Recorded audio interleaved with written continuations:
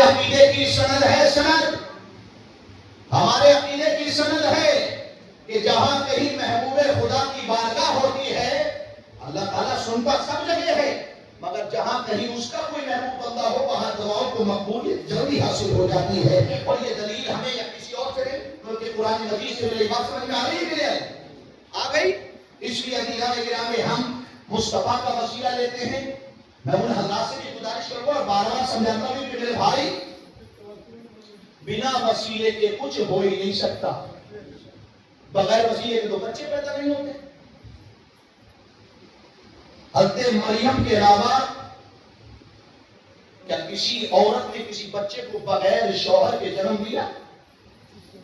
اللہ تو قادر ہے نا، اللہ تو قادر ہے، کر سکتا ہے، مگر نہیں، اس نے ایک سسٹم رکھا کہ اس کے بغیر نہیں ہو سکتا۔ حضرت مریم کے جب ہوا، حضرت عیسیٰ علیہ السلام کی ولادت ہوئی تو حضرت مریم کے دور والوں نے ان پر بہت ساری بچہ لگی کے دعوے ٹھونکی اور کہنے کے الزام لگانے لگے۔